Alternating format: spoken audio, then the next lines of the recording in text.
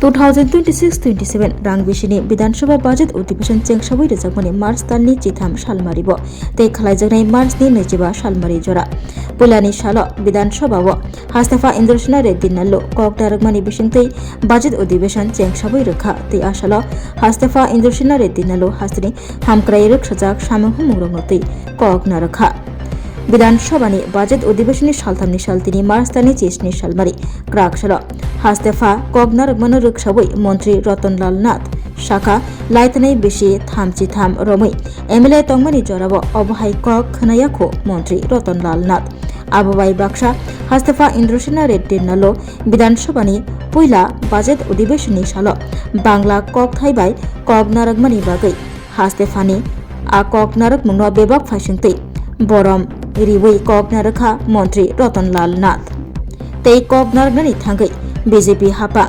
बिशेषनि तै खाकसा जरा रमै जे लोको हामक्राय सामंह मुंखलाय आ लोको हामक्राय सामंह मुंग्रगनो तै खुकाय कक नारग जाखा सराय कक नारगमानि बिसिंतै এই গৌরবময় বিধানসভা যায় ওনার প্রদত্ত ভাষণের প্রতি ধন্যবাদ জ্ঞাপন করে এবং ওনার ভাষণের সমর্থনে আলোচনার সূচনা করছি। তৎসঙ্গে রাজ্যপালের ভাষণের পর যারা সংশোধনী এনেছে বিরোধী দল থেকে মোট 147 এর বিরোধিতা করে আমি আমার বক্তব্য রাখছি। স্যার, মহামান্য রাজ্যপালের ভাষণ দেওয়া একটা আনুষ্ঠানিক ভাষণ নয়, আমাদের গণতান্ত্রিক শাসন ব্যবস্থা এক গুরুত্বপূর্ণ সাংবিধানিক প্রথার প্রতিফলন এবং একই সঙ্গে রাজ্যের সামগ্রিক উন্নয়ন, অগ্রগতি এবং জনকল্যাণমূলক কর্মসূচির সুস্পষ্ট রূপরেখা। মহামান্য রাজ্যপালের ভাষণের মাধ্যমে রাজ্য সরকারের বিগত দিনে যে সাফল্য, চলমান উন্নয়ন কার্যক্রম এবং আগামী অগ্রযাত্রায় যে সুদূর প্রসারী দৃষ্টিভঙ্গি এই ঐতিহ্যবাহী বিধানসভার অধিবেশনের সামনে তুলে ধরা হয়েছে, তা নিঃসন্দেহে সমগ্র রাজ্যবাসীর আশা আকাঙ্ক্ষার প্রতিফলন। মাননীয় অধ্যক্ষ মহোদয়, বহুদিন পর, আমি যদিও 33 বছর ধরে বিধানসভা আছি, বহুদিন পর এই ধরনের ভাষণ আমি শুনেছি। এছাড়া আরো গুরুত্বপূর্ণ, আমাদের রাজ্যের স্বীকৃত ভাষা উনি বক্তব্য রেখেছেন। অতীতে কিন্তু আমরা এরকম ফুল প্লেজার দিই, এই জন্য অবশ্যই ধন্যবাদ জানাতে হবে। রাজ্যপালের ভাষণে রাজ্যের সার্বিক উন্নয়ন, সামাজিক অবস্থা এবং অর্থনৈতিক অগ্রগতি এবং জনকল্যাণের প্রতি সরকারের যে দৃষ্টিভঙ্গি, ডক্টর মানিক সাহেবের নেতৃত্বে যে সরকার চলছে এবং সে সরকারের যে অঙ্গীকার অত্যন্ত স্পষ্টভাবে প্রতিফলিত হয়েছে। এই ভাষণ আমাদের সামনে উন্নততর ত্রিপুরা গড়ার লক্ষ্যে এমন এক উন্নয়নমুখী ভবিষ্যতের দিশা দেখা, যেখানে ত্রিপুরা আরো সমৃদ্ধ, আরো আত্মনির্ভর এবং আরো অগ্রসর রাজ্য হিসেবে প্রতিষ্ঠিত হবে। স্যার, প্রতিটি ক্ষেত্রে রাজ্য সরকার যে লক্ষ্য নিয়ে নিষ্ঠা ও দায়বদ্ধতার সঙ্গে কাজ করে চলছে, তাই একটা সার্বিক চিত্র মহামান্য রাজ্যপালের ভাষণে প্রতিফলিত হয়েছে। আপনি দেখবেন, বইটা দেখবেন স্যার, এরকম ভাবে কখনো কোন মহামান্য রাজ্যপাল অতীতে করেছে সরকার দাঁড়িয়ে করছে আমার মনে হয় না। যেভাবে জনজাতি, তফসিলি জাতি, ওবিসি, মাইনরিটি, দিব্যাঙ্গ, মহিলা, শিশু, কন্যা সন্তান, কৃষক, শ্রমিক, যুবক, মহিলা, খেলোয়াড়, শিল্পী, সাংবাদিক, সবচেয়ে বড় কথা অন্তিম ব্যক্তি, অন্তদয়ের কথা যেভাবে তুলে ধরছে, সত্যি এক কথার সার্বিক চিত্র প্রকাশ পেয়েছে। অনেক কথা বলে, কোথায় জনজাতিদের কথা, কোথায় এসসিদের কথা? স্যার, জনজাতিদের কথা হয়েছে প্যারা 100, প্যারা 101, প্যারা 102, প্যারা 103, প্যারা 104, 139 এবং 88 তফসিলি জাতির কথা আমি সুবিধার জন্য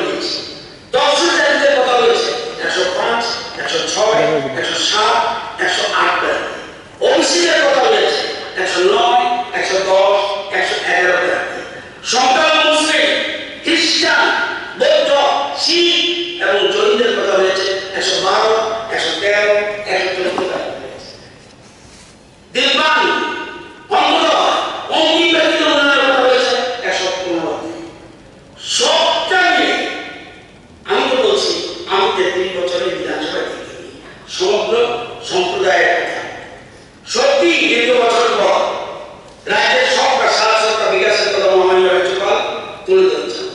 স্যার, ভাষণের প্রথম পাতা 2 নম্বর প্যারা এবং 3 নম্বর প্যারা, আর ভাষণের শেষ প্যারা প্রথম পাতা 2 নম্বর প্যারা এবং 3 নম্বর প্যারা।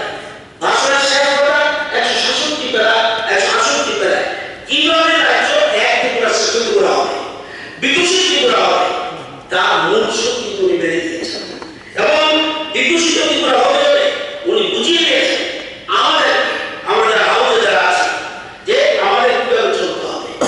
Coming together, sitting together, thinking together, এই চিন্তা নিয়ে চলতে হবে। পরিষ্কারভাবে আমরা প্যারাগুলি পড়লেই বুঝতে পারবেন।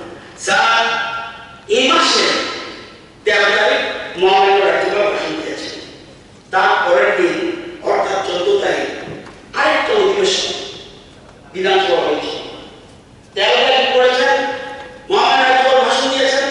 14 তারিখ নেক্সট আরেকটা অধিবেশন এই বিধানসভায় হয়েছে। সেখানে আমি সদস্য করা ছিল ত্রিপুরার স্কুল কলেজের প্রতিত দশা ছাত্রছাত্রীরা, যারা কোনো রাজনীতি করে না, কোন দলের পক্ষে নয়, যারা এখানে এসেছে তারা সব মেম্বার্স। আপনার স্পিকার হিসেবে চেয়ারও ছিলেন, আমার সবাই করে চালিয়ে এসেছিলাম এবং সেখানে তারা স্কুল কলেজের প্রতিত দশা ছাত্রছাত্রীরা, যা ইউথ পার্লামেন্ট করে, মোট 37 জন সদস্য সেখানে বক্তব্য রেখেছেন। ত্রিপুরা টপ ক্লাস স্টুডেন্টস যারা পলিটিক্সের উদ্যোগ উঠে এবং সবাই 37 জন 3 মিনিট করে বক্তব্য রেখেছেন। Only 3 minute. আমাদের প্রত্যেকের উচিত ছিল আমরা বিধানসভা করি, সব যদি ওখানে থাকতো, প্রত্যেকের উচিত ছিল সেই অধিবেশন দেখা এবং সেই অধিবেশনের কথা শোনা। যুবকদের মনের কথা কি? যদি ওই প্যারাগুলো দেখেছেন, যেমন আপনি ছিলেন, মাননীয় সদস্য বিরোধীরা ছিলেন, মাননীয় সদস্য গোপাল ছিলেন, মাননীয় মন্ত্রী ত্রিপুরা ছিলেন, মাননীয় মন্ত্রী সুধাংশু রায় ছিলেন এবং চিফ হুইপ কল্যাণ সাহা ছিলেন, চিত্তরঞ্জন দাস সদস্য ছিলেন। সেই অধিবেশনে রাজ্যের যুবক যুবতীরা তারা প্রত্যেকে আগামী দিনে রাজ্যের মানুষের কিভাবে চলা উচিত এবং তারা কি করতে চায় তাদের বক্তব্য উল্লেখ করেছেন। কেউ বলেছেন, আমি এতদিন ভাবলাম কিসের সদস্য না, এখানে যারা আছেন নামগুলি বললাম, তাদের জিজ্ঞাসা করতে। কেউ বলছেন কি বলছেন, তারা কি করতে চায়, তারা কি হতে চায়। কেউ বলছেন আত্মনির্ভর হতে হবে, কেউ বলছেন জব সিকার নয়, জব ক্রিয়েট হতে চায়, কেউ বলছেন স্কিল ডক্টর হতে চায়, কেউ বলছেন আর্টিফিশিয়াল ইন্টেলিজেন্সের কথা, কেউ বলছেন যুবকদের সশক্ত করার কথা, কেউ বলছেন ইনোভেটিভ হতে হবে, কেউ বলছেন স্টার্টআপের কথা, কেউ বলছেন টেকনোলজির কথা, কেউ বলছেন ইন্টারন্যাশনাল কথা, কেউ বলছেন যুবকরা এখানে বেশি পারো, কেউ বলছে সোনার নাচি, কেউ বলছে মেলবচ্চার হতে হবে, কেউ বলছে ইতিবাচক নেতিবাচক নয়, কেউ বলছে মেক ইন ইন্ডিয়ার কথা, কেউ বলছে আমরা পড়েছি ব্রিটিশ শাসনের কথা, বলছি আজাদ মহাবীর কাল। সারা বিধানসভা সেখানে ছিল, ভর্তি ছিল, দর্শন আসলে বলছে আমরা দেখেছি ব্রিটিশ রূপ, বই পড়েছি, দেখেছি আমরা ব্রিটিশ রুলের দেখা দেখেছি, ইমার্জেন্সি দেখেছি এবং সেখানে এই যে জিনিসগুলি রাজ্যের আজকে তারা এই জায়গা থেকে তারা ব্রিটিশ শাসনের কথা বলেছে, বলছে ইমার্জেন্সির কথা। আমরা ভাগ্যবান, আমরা আজ দেখেছি আজাদি কাল পুনরুদ্ধার। আমি যদি আমার 1947 জন্ম না হতো, আমি যদি তাদেরকে বলেছি, আমি যদি তোমাদের সময় জন্ম হতে পারতাম, আগে যে ডেভেলপ কান্ট্রি, তাহলে আমিও পার্টের মাস্টার করতে পারতাম। স্যার, কেউ বলছে ট্যুরিজম হাবের কথা, কেউ বলছে Bharatvarsha young country. It is fact. আমি গেছি অস্ট্রেলিয়া গেছিলাম,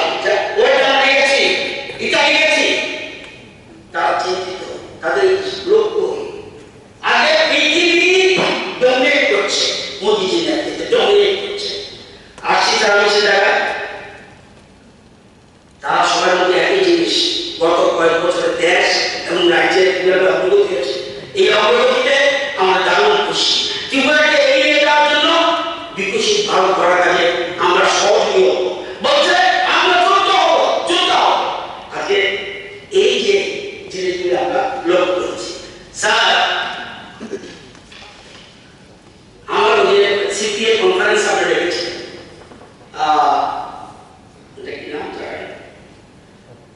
আমরা বিউটিফুল একটা বক্তব্য, অনেক 5 মিনিটস চান্স পেয়েছিল দীপক ঘোষ। সত্যি কতবার উনি বামপন্থী সদস্য, দারুণ 5 মিনিটসের মতো বলছে আরো কয়েকজন ভালো বলছে, উনি আমরা কিছু ভালো লেগেছে, আমাদের বলছে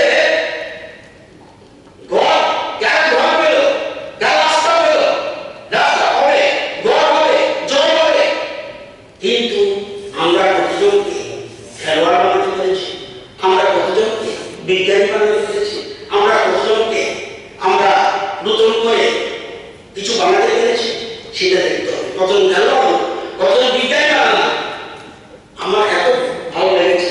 সত্যি তো কথা, আমরা শুধু রাস্তাঘাট করলে হবে না, রাস্তার part of the development part.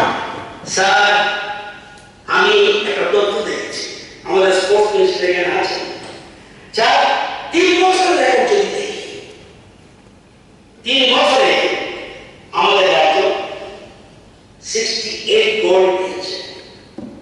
খেলোয়াড় আমরা খেলোয়াড় বানিয়েছি, ডাক্তার বানিয়েছি, ইঞ্জিনিয়ার বানিয়েছি, নৃত্যশিল্পী বানিয়েছি, সঙ্গীত শিল্পী বানিয়েছি, চিত্রশিল্পী বানিয়েছি, ভাস্কর্য শিল্পী বানিয়েছি, ক্ষুদে বিজ্ঞানী বানিয়েছি, একজনই বানিয়েছি। বলতে পারেন এলাকা আমার ত্রিপুরা ছেলে।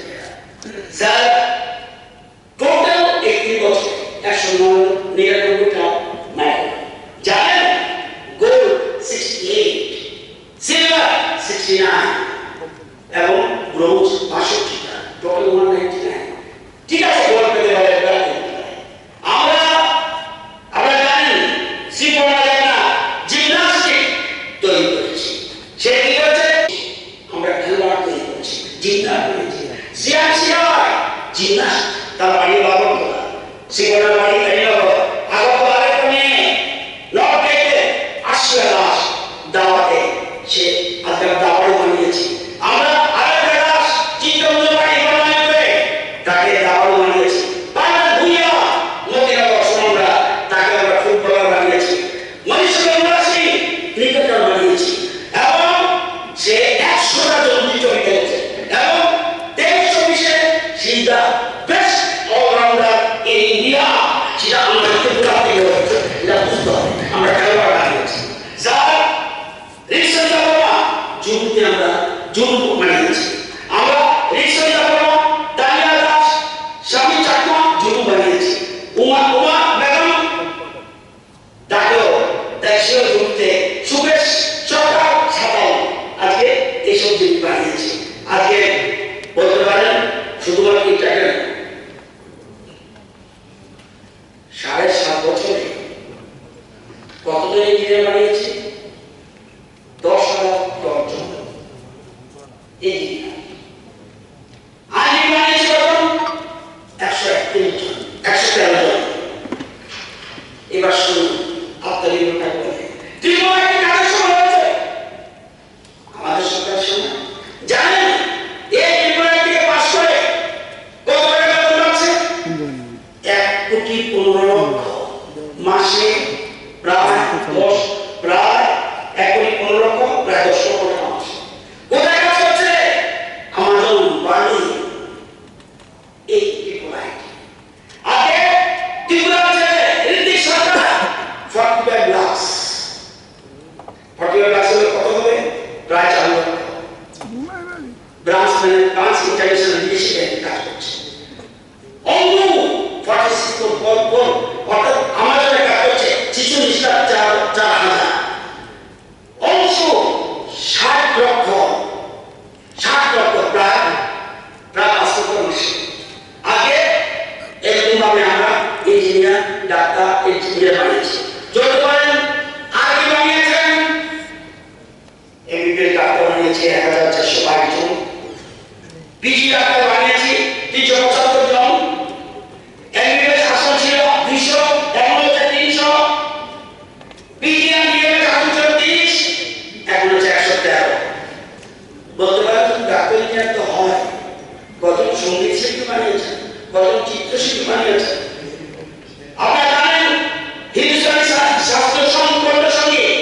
দীপন দে ওয়াই professional vocal artist, Hindustani artist কণ্ঠসঙ্গীত Shreya Sarkar Agartala professional vocal artist, tabla Sayan Roy professional tabla artist, Kailashahar school চালাচ্ছে রবীন্দ্রসঙ্গীতে বৈশাখী পাল প্রফেশনাল রবীন্দ্রসঙ্গীত সিঙ্গার, নৃত্যশিল্পী জয়দীপ মালাকা নৃত্যশিল্পী দুর্জনগরে প্রফেশনাল ড্যান্সার, শ্রী প্রীতম দাস নৃত্যশিল্পী বানিয়েছে। আমরা রবীন্দ্রসঙ্গীতে আরো সঙ্গীত আসে আগরতলা বাড়ি, শ্রীমতী অনামিকা সিং গোয়ার বাড়ি বিদেশি দিয়েও নাম করেছে। আমরা নৃত্যশিল্পী বানিয়েছি, সঙ্গীত শিল্পী বানিয়েছি এবং শাস্ত্রীয় কণ্ঠসঙ্গীত বানিয়েছি। শুধু সবাই মিলে উন্নতি না হয় শুধু রাস্তাঘাট দিয়ে হবে না, রাস্তাঘাটের কথা বলে আসছি আমি। ভাস্কর্য শিল্পী বানিয়েছি, ন্যাশনাল অ্যাওয়ার্ড পেয়েছে সুমন দেবনা লক্ষ্মণের বাড়ি রোড, চিত্রশিল্পী গোপাল রমকের কেএম ফেলোশিপ অ্যাওয়ার্ড পেয়েছে এবং বিড়লা একাডেমি অ্যাওয়ার্ড পেয়েছে, চিত্রশিল্পী বানিয়েছে। আমরা ভাস্কর্য শিল্পী বানিয়েছি, উদয়পুরে শ্যামাপ্রসাদ ভট্টাচার্য ভাস্কর্য শিল্পী বানিয়েছি, চিত্রশিল্পী বানিয়েছি তপ্তি ভূমি মজুমদার দর্শনা ললিত অ্যাওয়ার্ড পেয়েছে। বর্তমানে চিত্রশিল্পী মেলাঘর সুরমরা ললিত মেলাঘর সুরমরা ভাই ললিত একাডেমি স্কলারশিপ পেয়েছে। আজকে এই জিনিসগুলি বুঝতে হবে কিভাবে সরকার, এই যে বলছি সরকার সরকার বিকাশ, এটা একটা পার্ট।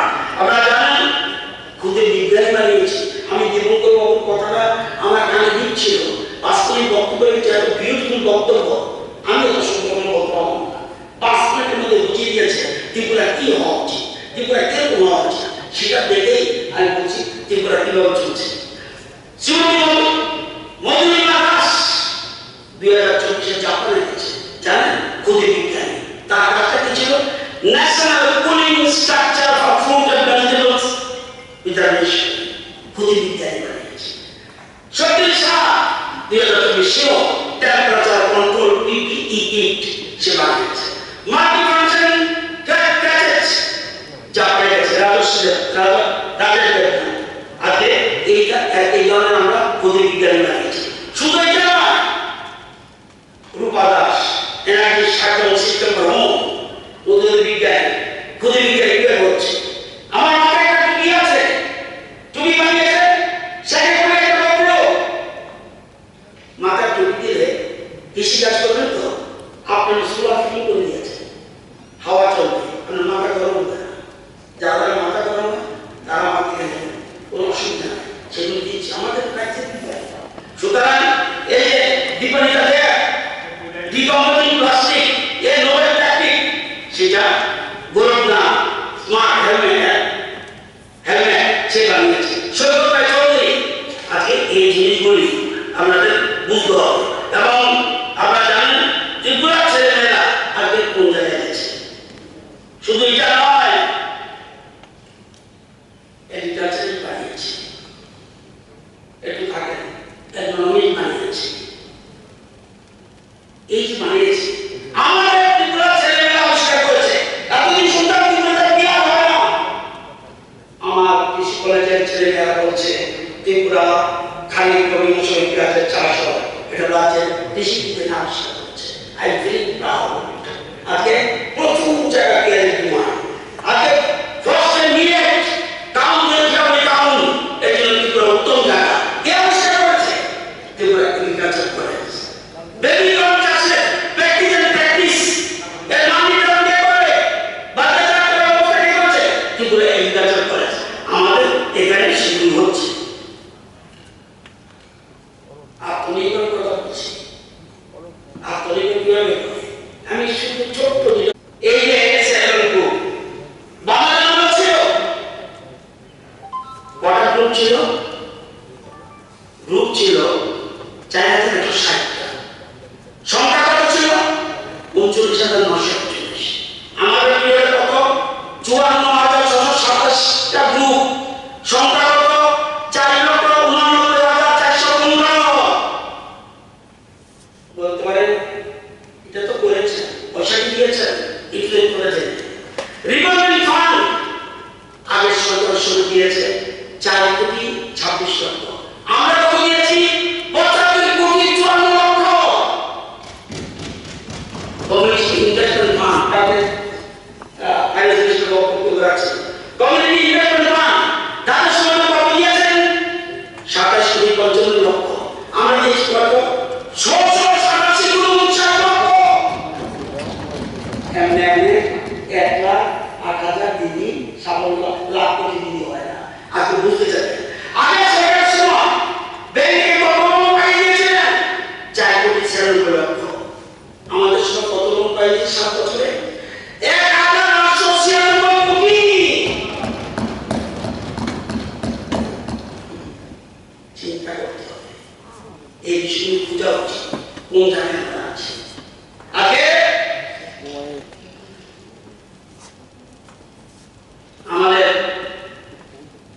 আমাদের সিস্টেমটা কি চেয়েছি আমরা?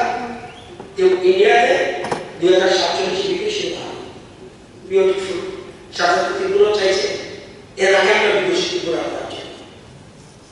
টার্গেটটা কি? আপনার সম্পর্ক ছিল 1,04,00,000। আমাদের মানুষ কত পায়? 1,98,000 টাকা।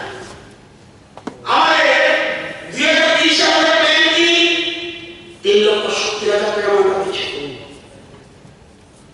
47 কত টাকা? 19,86,000 টাকা যারা বাঁচবেন দেখে এবার না আমাদের এই কি করতে হবে? গড় আয়ু করতে হবে। গড় আয়ু করলে হবে না, গড় আয়ু। আমাদের যে মানুষের গড় আয়ু বর্তমানে কত? 74। 30 আমরা কত করতে চাই? 80। 2047 কত করতে চাই? 84। মানুষকে বাঁচিয়ে থাকতে হবে। ইয়ার জেনারেশন হচ্ছে আগে গড় আয়ু কেন হবে? এটা হতে হবে স্বাস্থ্য পরিষেবা ঠিক রাখতে হবে এবং ফরেস্টের জমি বৃদ্ধি করতে হবে এবং আমাদের মূল্যবান কৃষি মৎস্য পশুপালন গবাদি উৎপাদন বাড়াতে হবে, ট্যুরিজমকে আরো আকর্ষণীয় করতে হবে এবং সেটা থার্মাল এনার্জি আরো বেশি সার্ভাস করতে হবে, সেগুলো হলো সোলার এনার্জি। আপনার আইডিয়া আছে ব্যাংকের হেডকোয়ার্টার, সব ব্যাংকের একটা হেডকোয়ার্টার থাকে, এটা কি করে জানেন? গত 4.5 বছরে মুদ্রায়ন সেটা নিজেকে স্বাবলম্বী করার জন্য মুদ্রায়ন কত মানুষ পেয়েছে ত্রিপুরাতে? 5,38,000 মানুষ। লোনের পরিমাণ কত? 3,538 কোটি। যদি বলি এসসি এসটি ডিসেন্ট নেই